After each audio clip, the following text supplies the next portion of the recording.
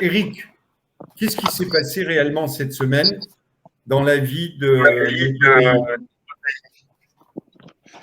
Ouais, on a décidé ensemble de parler un peu plus de politique sur l'émission du mardi, La Parole au peuple. On fait intervenir des alerteurs. On fait parler maintenant des gens de Reconstruisons la France pour reprendre le contrôle de notre pays. Et on a décidé d'ajouter un petit peu d'actualité, ce qu'on fait souvent avec les invités, mais qu'on va aussi faire nous-mêmes. Cette semaine, il y a deux choses qui nous intéressent particulièrement, je pense, en tant que dissidents. La première, c'est évidemment la décision, l'annonce et la précision de la censure des réseaux sociaux qui a été faite par Thierry Breton il y a quelques jours, qui a eu un passage extrêmement agressif sur les médias mainstream, où il explique en gros que tous ceux qui vont laisser en place des propos haineux ou des appels à la révolte se seront fermés. C'est-à-dire, en gros, Twitter est en danger et les autres réseaux sociaux vont maintenant avoir l'obligation légale, et non plus simplement la ferme admonestation, de supprimer tout contenu qui contreviendrait à la doxa. Et donc, c'est quelque chose qui va commencer à partir du 25 août. Donc, vous avez tous intérêt à vous abonner sur des réseaux sociaux dissidents si vous voulez continuer d'avoir une information complète. Mais personnellement, à mes yeux, c'est quelque part vraiment une bonne nouvelle et je vais vous expliquer pourquoi. Lorsqu'on censure, tout le monde le sait, on ne censure que la vérité. Les gens qui disent des abominations, on les traîne devant les tribunaux, ils prennent des amendes tellement énormes, des lois sur la presse dans tous les pays européens qui sont très fermes et qui sont massacrés d'ailleurs, y compris dans le mainstream. Il y a des journalistes qui disparaissent corps et biens après avoir dit de grosses bêtises, c'est encore arrivé récemment. Et donc, si on nous censure, c'est qu'on dit la vérité. Ça, c'est le premier point. Et la deuxième raison, la deuxième chose, c'est que si on nous censure, c'est aussi parce que les gens commencent à nous croire. Et donc ça, c'est extrêmement bon signe. Et moi, j'ai eu l'occasion de vivre dans ma jeunesse plusieurs censures. La censure des radios libres dans les fin des années 70, début des années 80. La censure liée aux jeux vidéo. On nous expliquait que les jeux vidéo, c'était très dangereux. La censure des dessins animés. On nous expliquait que les dessins animés japonais, américains, ça rendait les gens fous et que c'était trop violent. Et quel a été le résultat de cette censure? C'est que le jeu vidéo est devenu plus gros que le cinéma.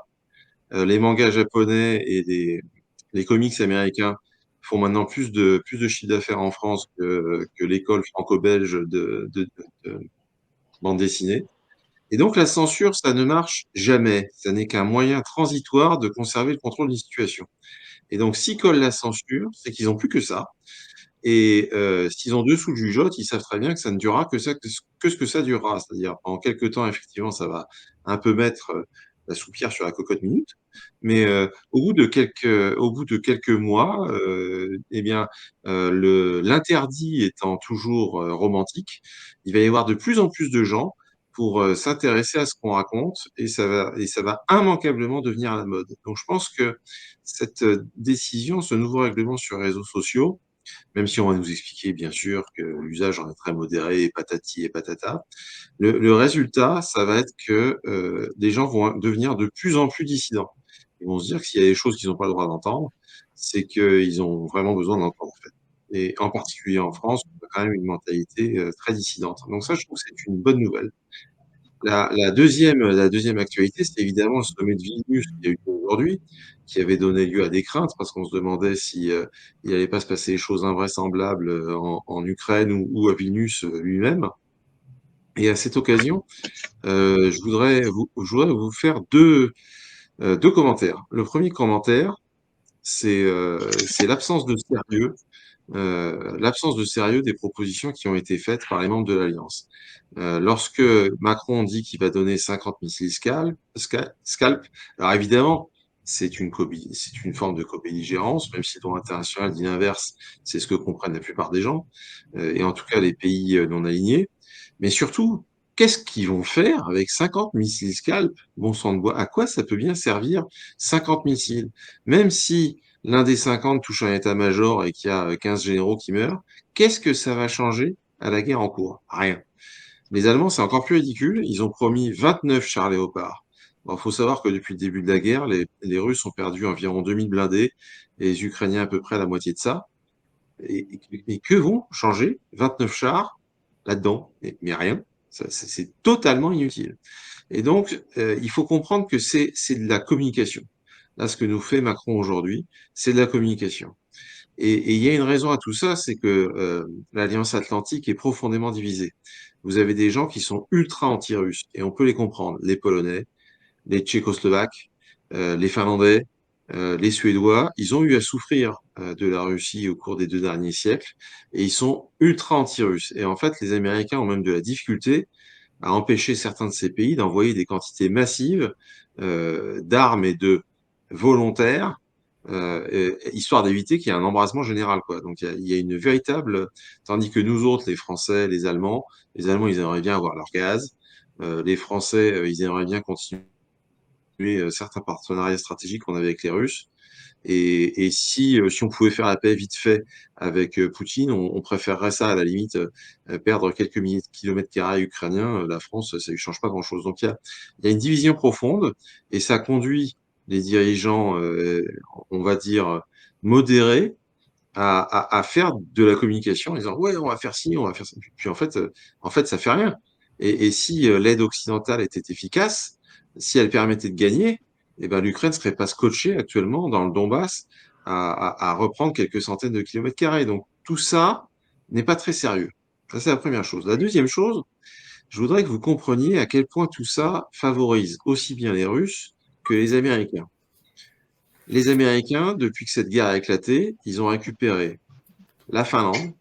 La Finlande, c'est un petit État, mais c'est une grande puissance militaire. Ils ont plus de canons que la France, l'Allemagne et l'Angleterre réunis, quand même vraisemblable.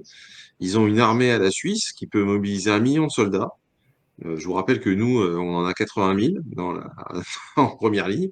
Donc c'est une armée qui est énorme, bien organisée, bien entraînée. Ils ont récupéré la Finlande, ils ont récupéré la Suède. Ils nous ont coupé notre gaz pas cher venant de Russie. Toute l'Ukraine de l'Ouest, c'est-à-dire 30 millions d'habitants, est passée dans l'orbite américaine, puisque tous les pro-russes sont partis à l'Ouest. Et donc les Américains, si la paix se fait, même sur les frontières actuelles, ce qui est très possible, très probable, même sur la ligne de front actuelle qui deviendra une sorte de Corée du Nord, Corée du Sud, les intérêts américains n'y perdent pas. Euh, Ils ont au moins gagné beaucoup de temps dans leur relative perte de puissance par rapport au reste du monde. Et du point de vue russe, c'est pas si mauvais que ça, même si l'armée russe a pas mal de pertes, parce que ça leur permet de construire le monde alternatif, c'est-à-dire d'inviter plein de gens dans les BRICS et de récupérer énormément de pays qui n'ont pas envie qu'on leur vole leurs avoirs, qu'on leur gicle leurs dirigeants et tout un tas de choses comme ça. Et pour Wagner, par exemple, en Afrique, c'est du billard. Wagner arrive et ils disent aux dirigeants africains, bon, vous avez vu, les Français, ils vous dégagent lorsque vous êtes passage. Nous, on vous dégagera pas. Il suffit que vous payiez. Et évidemment, les dirigeants en question ont trouvé ça génial, mais il y avait un problème, c'est qu'ils pouvaient pas payer. Alors, qu'est-ce qu'ils ont fait? Wagner a dit, bah, OK, on va se payer sur l'exploitation de mines, des mines d'or, par exemple. Et avec ça, qu'est-ce qu'on fait? Et ben avec ça, on prépare les talons or, la monnaie basée sur les talons or que les BRICS viennent d'annoncer. Donc c'est un jeu de billard à 3 bandes où les Américains, ils sont contents parce qu'ils vendent beaucoup d'armes, ils sont ravis. Ils affaiblissent les pays européens, ils les obligent à être de leur camp, ils sont ravis. Il y a un certain nombre de pays, comme les Américains ne peuvent plus complètement contrôler le monde, au moins il y a un certain nombre de pays riches et puissants qui rentrent dans leur zone d'influence. En Ukraine de l'Ouest, il y a quand même des sous à faire, il y a énormément de terres agricoles, il y a des ressources minières, il y a beaucoup de choses. Donc ils y perdent pas tant que ça. Les Russes non plus, à moins qu'il y ait un effondrement complet, mais c'est peu probable. Et qui c'est les dons de la farce? Eh ben c'est Bibi. Donc ce qui se passe n'est pas du tout surprenant, mais tous ces gens jouent avec le feu, parce qu'il suffit qu'il y ait un incident, il suffit qu'un Ukrainien décide de tirer un missile Scalp sur Koursk. Et maintenant, ils sont à portée de ce type de ville qui sont pas si éloignés que ça de la frontière. Et on peut partir en Troisième Guerre mondiale. Donc tous ces gens-là jouent un jeu très dangereux des deux côtés, mais il faut comprendre que si ça continue, c'est parce que ils ont tous des raisons de le faire de tous les côtés. Et nous, avec nos valeurs biscornues nos dirigeants corrompus, on est les dindons de la farce.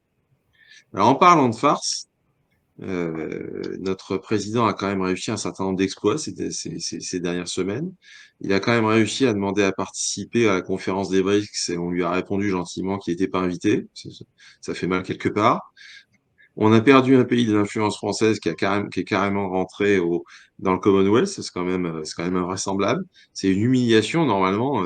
Enfin, c'est un peu comme Marlène Schiappa qui est encore ministre après l'affaire des subventions. C'est invraisemblable, mais c'est toujours le cas, pas de problème. Il a dit que nos relations étaient excellentes avec le Maroc. Le Maroc a fait répondre par un fonctionnaire en plus, histoire que l'humiliation soit maximale, que les relations étaient très mauvaises, alors que le Maroc était vraiment un de nos proches alliés. Bref, c'est une désagrégation complète qui se passe sous nos yeux. C'est absolument invraisemblable.